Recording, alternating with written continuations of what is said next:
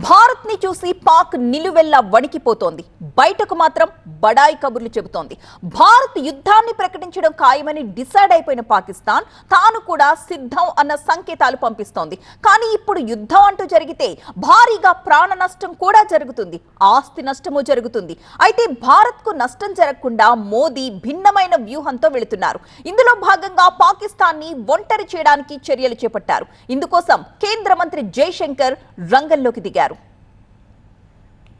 పాకిస్తాన్ దశాబ్దాలుగా కశ్మీర్లో ఉగ్రవాదాన్ని ప్రోత్సహిస్తుందన్న విషయం అందరికీ తెలిసిందే. కానీ తమకేదీ తెలియదు అన్నట్లుగా బుకాయింపు మాటలు చెబుతోంది.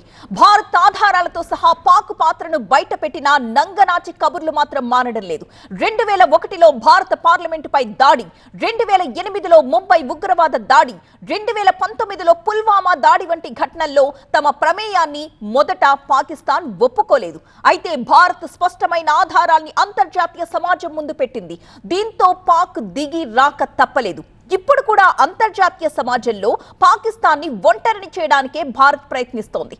ఐక్య రాష్ట్ర సమితి భద్రతా మండలికి ఆధారాల్ని సమర్పించడం ద్వారా పాకిస్తాన్ ని దోషిగా నిలబెట్టడానికి చర్యలు చేపట్టింది. ఇప్పటికే పాకిస్తాన్ ఆర్థిక వ్యవస్థ బలహీనంగా ఉండడం, అంతర్గత రాజకీయ అస్థిరత, బెలూచిస్తాన్ లో వేర్పాటువాద ఉద్యమాలు ఆ దేశాన్ని ముంచెత్తుతున్నాయి.